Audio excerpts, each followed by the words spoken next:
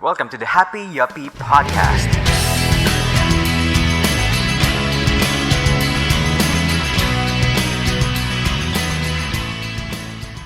Hello and welcome to the Happy Yuppie podcast. My name is Mighty Racing, and my goal is to help you pursue your calling, engage the world, and sustain your life.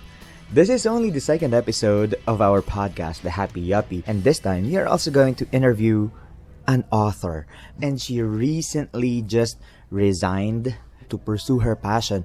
But mind you, I always tell people to pursue their passion, but it's not as easy as 1, 2, 3. As the story of our guest shows, she had to carefully plan and prepare for the time that she will say goodbye to her corporate job. And if you want to take a look at the show notes, please go to pinoyyuppie.com/002. And before we go ahead with the interview, I would just like to invite you to go to the blog, the pinoyyuppie.com. I have uploaded a lot of articles there that will help you in your career growth. I'm also happy to let you know that we already have our iTunes channel. You can subscribe via iTunes. Punta lang kayo sa link natin, which is at pinoyyuppie.com/thehappyyuppie. So that's just one word, pinoyyuppie.com/thehappyyuppie.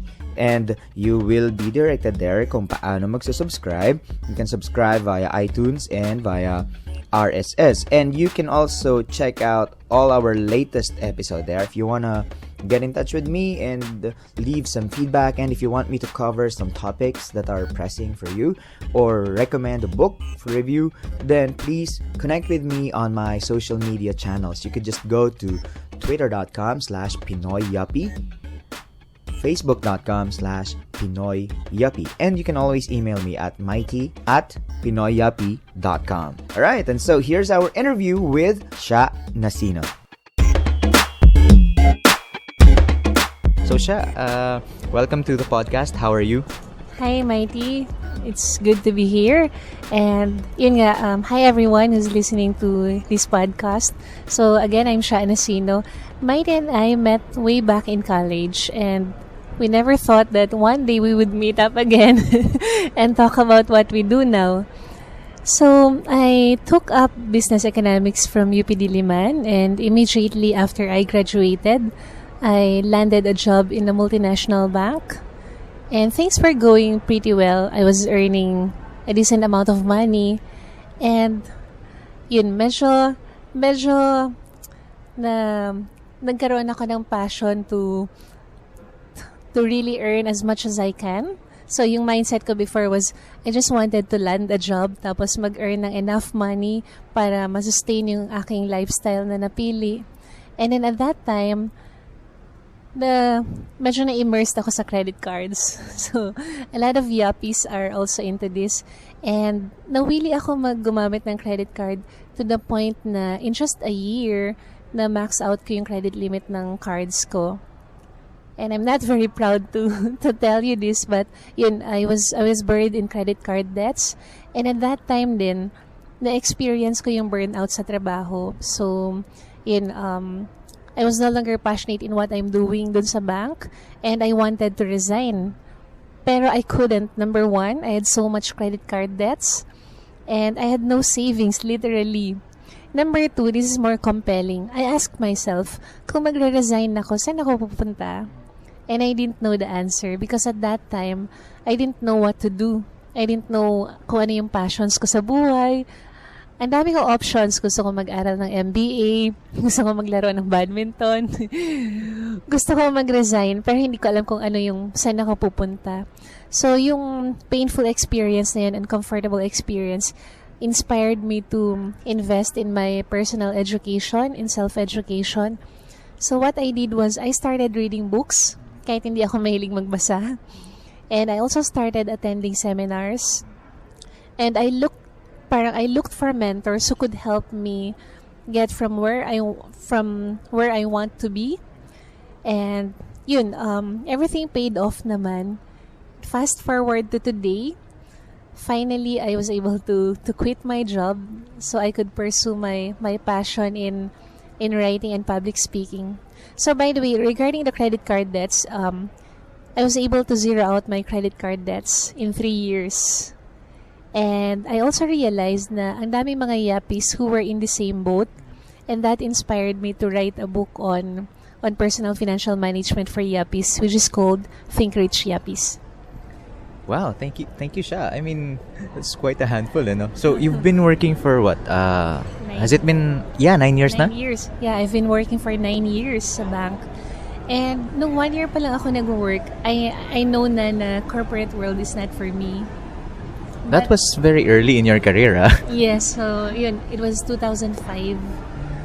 But then again, I wasn't sure yet kung saan talaga ako pupunta. Basta I know lang na this is not for me. So, one of my questions, di ba right after graduation? I graduated 2003. Ikaw, you graduated 2005? 2004. Okay, 2004. So, did you sit down and, have a career planning session? Nag-project ka ba? Like, what do I really want to do? Anong field bang papasukan ko? Did you have a session like that? Honestly, no. I didn't have such a session. Yung pinlano ko lang dati was I wanted to land a job na okay yung salary and then that's it. So, kulang ako ng plano at that time. Oh, wow. Okay. So ibig sabihin, how did you decide on applying to a multinational bank? Well, yung mga kaibigan ko nag-a-apply sa mga multinational banks. So, at that time kasi kakagraduate ko lang from college and fresh pa na sa college, medyo ang daming mga exams, ang daming mga schoolwork. Yung gusto ko lang talaga noon is I just wanted to be free and earn my own money. So that was my initial goal. And then I also choose kung ano yung mga companies na okay, na maganda based from recommendations from friends, and that's where I submitted my resumes. So, talaga, no? Right after college, look for a job, kung sino yung magandang offer, ganun talaga, no? And I think that's the general practice for a lot of young Filipino graduates, no? I mean, ask yung mga friends, saan ba maganda mag-apply? So, after some time, dun na rin sila mag-a-apply, no? Yes, oo. I think ngayon, looking back, kung alam ko lang yung alam ko ngayon, ang ginawa ko dapat is dapat nagplano talaga ako kung ano talaga yung gusto ko sa buhay. Medyo overrated na kasi yung advice na study hard, get good grades, and then and then get a good job with high salary. Ganyan. Medyo overrated na siya. Kung alam ko lang yung alam ko ngayon, ang ginawa ko dapat is I should have invested more on my self-education, on my financial education. Meaning, dapat as early as college, nagbabasa na ako ng mga self-help books and nag-attend na ako ng mga seminars. That's very good advice. And kung meron tayong mga college students na nakikinig dito, I would also recommend that you follow yung advice ni Sha, that you start reading on books, career books, books on improving yourself. Maybe if you lack some communication skills, start reading up and start practicing, di ba? So, tapos, I seem to remember cum laude ka graduate, no? Hindi naman, Dean's Lister. Yeah. But ito siguro, ask ko rin sa'yo. Do you think grades are an important factor when you start applying for jobs? When you start applying for jobs, yes, grades are an important factor. And yung particular story ko dyan was, when I was in college, meron akong best friend. And, well, we are study buddies as well. And then, I was a Dean's medalist and she was a cum laude. When we applied for the same bank, apparently, may division na, okay, ang cum laude, ito yung pwede niyang applyan, which is managerial positions. And then, kung hindi ka cum laude, whether Dean's Lister ka or whatever, ito yung pwede mong applyan. So, may bracket na kaagad. And yung difference ng salary is a big, parang malaki yung gap. It could be parang yung pwedeng apply ng cum laude versus yung isa, double yung difference. Double? Yes. Ganon katindi? So, we experienced that. But you know what? Yung grades kasi, parang, it's a good indicator dun sa perceived value mo dun sa company. So, they perceived you as someone who could contribute to the company. But through the years, yung grades hindi na masyadong nagmamatter because what the company would look at is the real value that you can contribute. So, yung grades kasi parang ano lang yun na pag yung first job mo, it really matters kung ano yung grades mo ng college. But if you apply for, let's say you've been working for a couple of years, tas you apply na for other companies or other positions, yung grades don't really matter na that much. Kasi what matters na is, ano ba yung naging contributions mo dun sa companies na in-applyan, na pinagtrabahuan mo before. That's enlightening, no? Kasi ako personally, kasi I wasn't a cum laude, I wasn't even a dean's lister. Kasi sometimes I think like, I just breezed through college, no? But I think for young people right now na nasa college, keep that in mind. Grades do matter, especially in that first job that you are going to have. Kasi syempre, kung ano yung grades mo, hindi man siya perfect measure of who you are, your habits and all that. Syempre, we all are complex creatures, no? But at least kasi if you have good grades, ibig sabihin you're doing your diligence, you submitted your papers on time, you prepared for exams, you were not an absengero, so you showed up for class, di ba? But gaya ng sabi ni Sha, through the years, what will matter is how you performed in your roles and in your jobs. But at least, no, grades can give you that much needed head start. Yes. And sabi mo nga, di ba, yung salary, it's almost double yung difference. So if I'm making, if halimbawa yung entry level na salary ko is 25,000, somebody who's cum laude or up, 50,000. Grabe, that's a very significant difference, especially for a new graduate making, say, 50,000, no? Although, kagaya ng kwento mo, it can also be a blinder, I think. Kasi if you have, say, at least 30,000, 50,000, mag-offer sa'yo ng credit cards, you start using your credit cards, and before you know it, like in your experience, na ma-max out yung credit limit. So, well, I hope you don't mind sharing siya, ano. In that first year na max out yung credit card mo, how much are we talking about na credit card debt, if you don't mind? But I think this is also included in your book, no? Yes. We're talking about 90,000 pesos, which was at that time malaki for me because when I started working, okay, ibubuking ko na yung salary ko. My salary was only 12,000 pesos. So you see, you have a salary that is 12,000 pesos per month and you have a debt na 90,000 pesos. It's a big, parang nalunod ako sa credit card nun. Grabe, feeling ko nakaka-depress. May isipin mo lang, Exactly. pag dumarating yung bills mo, no? Exactly. So, at that time kasi, I was only able to pay the minimum amount. And then, I would look at the interest na binabayaran ko. Ang laki-laki niya. So, even if nag-overtime ako, and nakikita ko na yung kinikita ko sa overtime ko, napupunta lang sa interest. So, it's really a depressing moment for me. It's a painful experience for me. And at the same time, looking back, one of the best things that happened to me was when I got buried in credit card debts, when I became so uncomfortable with my situation. Dahil yun talaga yung nag-push sa akin na i-manage yung aking finances, i-turn around siya, and eventually, hanapin talaga kung ano yung passion ko. So, that was a blessing in disguise, no? Yes, it's a blessing in disguise.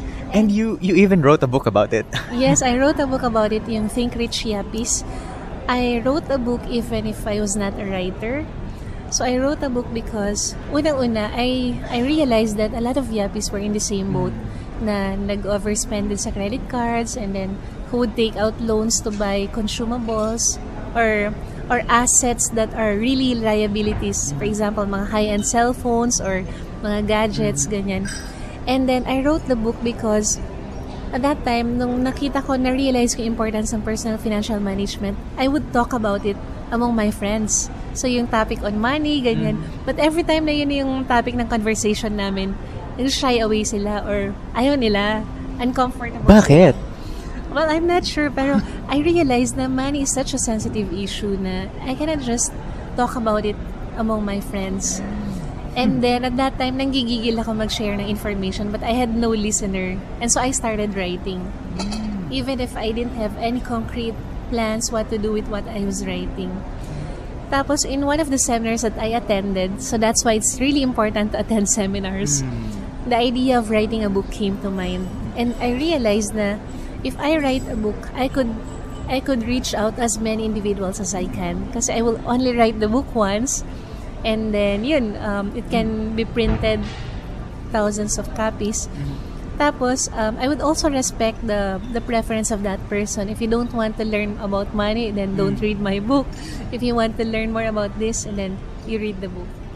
So, kumbaga, hindi siya intrusive, no? Yes. So, well, kung halimbawa kung nagkukwentuhan tayo, tapos I bring up a little bit about money, tapos ida-divert mo yung usapan, di ba? So, at least, I know na medyo you don't want to talk about it. But, at least, if it's a book, kumbaga, you can read it at the comfort of, halimbawa, nag-aantay ka, or something, or you're just killing time, and you're still learning. Alam mo, siya, because I've read Sha's book, yung Think Rich, Yuppies. And one of the naaalala ko dun sa book na yun was when you shared about riding a taxi and you asked if the taxi driver accepts credit card, and tumawa yung driver. Anong sabi niyong driver sa'yo? Okay, yung story nun is, I was riding a taxi, tama. And then, yung taxi driver, sabi niya sa akin, ma'am, okay lang ba magpapagas lang tayo? Sabi ko, sure. So, nasa gas station kami. And then, tinanong nung gasoline boy yung taxi driver, Sir, how do you want to pay? Credit card or cash? Tapos sa loob-loob ko, ba't pa niya tinatanong? I'm sure walang credit card si manong taxi driver. Kasi I was working in a bank na noon eh. Tapos alam ko na may mga certain income documents kang isasubmit para magkaroon ng credit card. Tapos ang sagot sa akin ni manong taxi driver, ang sagot niya dun sa gasoline boy, ano ako, poor? Siyempre, cash. So, sa perspective pala ni manong taxi driver, ako yung poor kasi gumagamit ako ng credit card. Siya, cash basis gumagamit. That's a very nice way to put it, no? Kasi kung actually, oo nga. Kasi if you have a credit card, you're technically not spending your own money. You're spending the money of the bank with the promise na babayaran mo sila pagdating ng araw, whenever that will be. Tapos, it took you 3 years. 3 years to zero out the credit card debts. Paano naging strategy mo to pay it off? Well, it was a trial and error method. More of, nagkaroon ako ng strong conviction na, okay, fine, ayoko nang malubog sa utang. I have to do something about it. And then what I did was, I had 2 credit cards. I cut yung isa, and then yung isa, iniiwan ko lang sa bahay para hindi ko siya magamit. And then, I also started to pay in cash basis na. And then, instead of paying just the minimum amount, I started paying more than the minimum amount. Tapos pag may mga bonuses ako, Christmas bonus, ganyan, instead of spending it on gadgets, ginagamit ko siya to pay off the credit cards. So it took me 3 years to zero out my credit card debts. But later on, I discovered na may parang shorter way of paying it na hindi ko na-apply. And that's what I shared also in the book, which I'd like to share with you. So, yung secret dito is to apply for balance transfer. So, well, medyo technical term, pero balance transfer parang in a nutshell, let's say may utang ka sa credit card A, credit card company A. What you do is, you apply for another card sa company B, and yung company B, ipipay off niya in full yung debts mo sa credit card A. And then yung company B, babayaran mo siya installment for a couple of months. And normally, yung interest for balance transfer is about 1% compared dun sa regular rate na 3.5%. Ayan. Well, gusto ko man sabihin na go get a copy of Sha's book, kaya lang it's out of print eh. So, siguro the best way would be for you to get in touch with her. Maya-maya, we will tell you how to get in touch with Sha. Syempre, pakinggan nyo muna, tapusin nyo yung podcast episode na to, di ba? Tapos you said na you were passionate for the company, you liked working with your colleagues, but you weren't really passionate about your job. So, how did you deal with that? How I dealt with that was, it worked for me because I was comfortable working in that company, and then after work, dun ako na-inspire na i-pursue or i-hone yung passions ko. Wala ako sa totally comfort zone ko. And if you're not in your comfort zone, if there's a bit of discomfort, dun ko napupush na mag-strive pa, na gawin kong, ano pa ba, ipupush mo pa yung sarili mo to become better at it. Kasi imagine if I'm too comfortable with my job, with what I'm doing, tapos sa company din, I wouldn't have had the zeal to invest in my personal education. I wouldn't have written a book. So, ibig sabihin, because you weren't really passionate about your job, you had to look for your own passions, no? So paano mo naman, how did you stumble into that passion? Yung passion ko, medyo din siya, accidental discovery. Remember yung book na gusto kong i-share? Remember yung message na gusto kong i-share on personal financial management? So I had no audience, and I realized that the only way to share it is through writing. So I started writing, even if, number one, I was not a writer. Number two, I was not passionate about writing. In the process of writing my first book, I fell in love with writing. It became my passion. And so, yun na, it became my passion. And later on also, I discovered na I might have a gift in writing. And that came as a surprise to me when I took up GMAT, or Graduate Management Admission Test. You take up GMAT if you want to study MBA abroad. So there's this essay portion in GMAT. There are 2 essays, and I was surprised because I got perfect scores in the essay portion of the exam. And then a week after that GMAT, my friend forwarded to me a link to an essay competition, World Bank essay competition. And with just 1 week to prepare, while working full-time, I was able to write a 10-page essay. And it was recognized as one of the top 200 essays among the 3,600 essays submitted worldwide. So really, yung discovery ng passion, hindi siya, yung step ko to discover that is just take the first step, and then the next step unfolds. And then the mindset should be, what value can I give? Kasi I didn't really want to write the book before dahil it's not my passion. It's too uncomfortable for me. It's work for me. But then yung mindset na, okay, I have to give something of value to other people. So even if this is uncomfortable for me, I will do it anyway because I wanted to serve. And then that mindset, parang naging parang naging step siya towards me finding my passion, finding my dream, and then finding my purpose in life. So hindi ibig sabihin na parang to discover your passion, you have to, go deeper into yourself, explore mo, ganyan. But it's really more of trying something out, Yes, tapos try if it clicks, tapos follow through, no? Yes. So definitely ganun. Don't be afraid to take a step towards, doing something that you've never done before. So just try it out.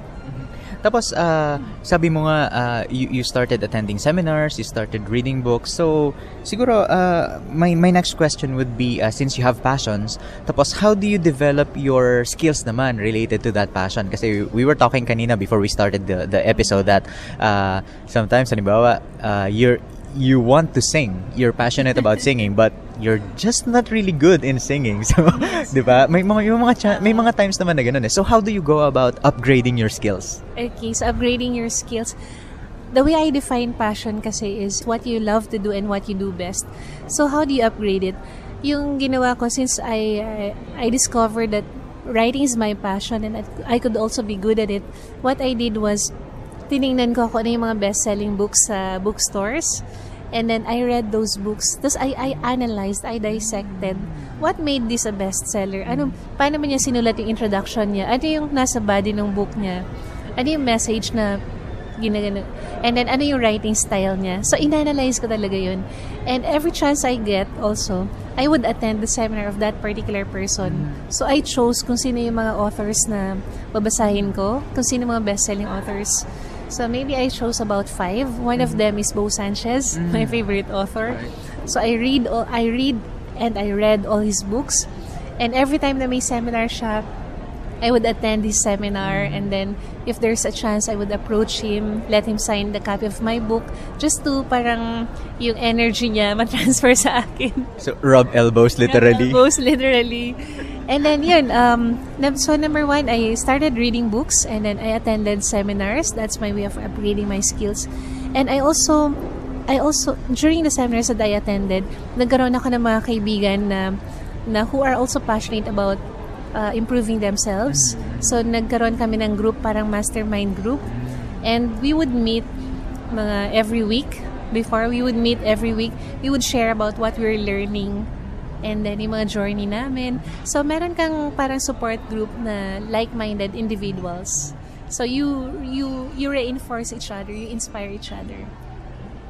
Ang galing. I mean, I'm just blown away, di ba? Kasi some of what you do, like say read books. I read books. I do attend seminars, pero medyo because I'm a bit busy, so I don't do that a lot. But and I can also relate dun sa sinabi mo that you study the books that are selling, that are actually being bought by people. So meron ka rin palang ginawang deconstruction ng mga books, what works, paano nila ginawa to, di ba? Kasi I'm also doing that with the authors I admire. Like halimbawa ngayon I'm reading Seth Godin's Purple Cow. So I'm trying to analyze his writing style, how he organizes his thoughts and all that. Tapos what made it a bestseller. Tapos nire-research ko din yung marketing plan niya. How did he do it? Ganyan. So, wow, at least pala in that regard we have something in common, ano. So, how many books have you written so far? So far, I've written 7 books. 7? Wow. Mostly ebooks. So yun nga, parang I just love writing, and then every time that I have an idea, kasi yun, writing is my passion. So what I did was I started blogging, and every chance I get, I would write. I would write in coffee shops, I would write sa phone ko, I would write sa laptop ko, ganyan. And then, yun, I've already written 7 books. And pag lagi mo na kasi siyang ginagawa, na-train na rin yung mind mo. For example, nasa bus ako, and then parang suddenly may idea. Okay, topic for the next book. And then I have an idea bank. It's a simple notebook na every time na may ideas ako, sinusulat ko lang siya doon. Kasi sometimes, pag may idea ka, at that particular moment, hindi mo pa alam kung paano mo siya i-implement. Yeah. So just write it down, and then later on, babalikan mo siya, and then magkakaroon ka na ng ideas along the way. And kanina, you said that you have already resigned from your bank job last August. So, and what are you gonna do next? What are your plans? Okay, so nag-resign ako sa work ko, and right now I have a startup.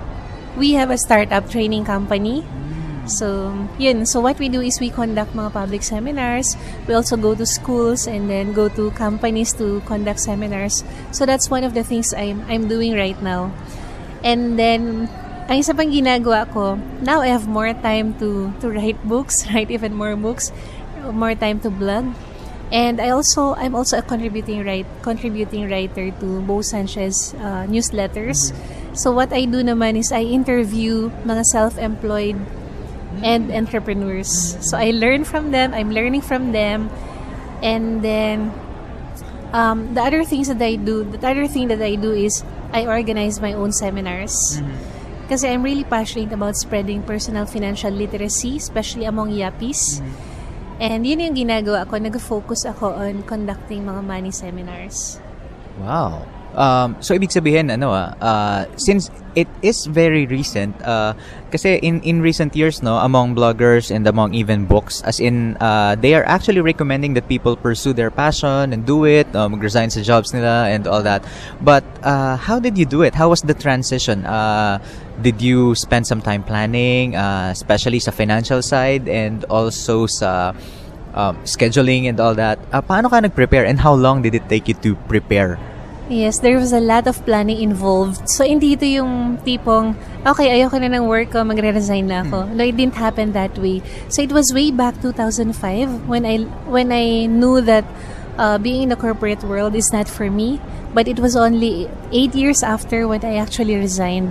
So, yung preparation ko dun is, number 1, I had to hone my skills. I had to grow yung value that I could deliver. So that when I resign, yun yung ipapursue ko, and then monetize my passions. And number 2, which is very, very important, is I took care, I managed my finances well. I saved money, I also invested. I've been investing na rin in the stock market. And I made sure na if I resign, kasi if you resign and then you pursue your passions full-time, hindi naman guaranteed yan na 100% you will succeed. So may mga risks involved. So, the way to manage that is I saved some amount so that in case na hindi pa magti-take off yung passion ko, or hindi pa magti-take off in terms of monetary rewards, yung savings ko muna yung magsisave sa akin. So mahalaga pala yun, that you have a safety net. Kasi Yes. tipong nagising ka one day, naisip mo, ayoko na ng work ko. I wanna pursue my passion. Tapos, resign ka na kaagad. So, after 30 days, what are you gonna do, di ba? medyo challenging yun. So, ayan, Sha, as we end this podcast episode, siguro I would just like to ask you for, if you could give one advice sa mga new college graduates or who have been working for 1 or 2 years sa corporate world maybe, or if they have their own business, what advice could you give them? Okay. Ito kasi it worked for me. So, the advice that I could give you is to really learn as much as you can. While you are working, work not just to earn, but also to learn. And yung mindset that really worked for me is to serve first. Really look for ways on how you can give value to your company. Even if you're an employee, think like an entrepreneur. How can you give value to your company? How can you grow yourself in your work? And then, eventually, it will pay off. Hindi man sa company na yan, pero you will grow yourself na darating yung time na you've grown yourself so much or so big na hindi ka na magkakasya dun sa company na yon, and you have to really get out and pursue your passion full-time. And yung mga concrete steps that I would suggest is attend seminars, mga personal development seminars, mga financial management seminars, and then read books. I would really recommend reading self-help books. Ang dami ng mga blogs who give really good content, and I also encourage you to read blogs. And if I may suggest, I have a blog, seminarphilippines.com, and that's where I write down yung mga notes ko dun sa mga seminars na ina-attendan ko, and also my personal insights, ganyan. So, when you read the blog or the blog posts, it's as if you're also attending a seminar. So, if people want to get in touch with you, gusto nilang i-check out yung books na nasulat mo na, where is the best possible place and how can they get in touch with you? Okay, just go to seminarphilippines.com. And I have my email addresses there, nandun sa about na portion. And I also have the links of my books in that blog. Cool. So, don't worry, mga listeners namin. We are going to post in the show notes all the links that Sha mentioned. And I think this has been a very, very fruitful episode. So, Sha, thank you so much for sharing your journey so far. And I don't know, maybe we will get to work with each other, and hopefully I can invite you to some future episode to talk about some other related things. Okay. Thank you, Mike. And salamat po sa lahat ng mga nakinig. God bless.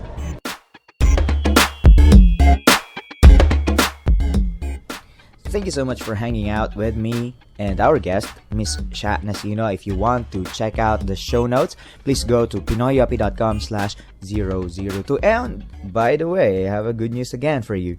If you want to get updates via email and get my free ebook, that's 9 tips to get the right job, and it will be yours completely free if you subscribe to my mailing list. So again, please go to pinoyyuppie.com/email. So thank you for hanging out with me. This is Mighty, your host, and this is the Happy Yuppie Podcast.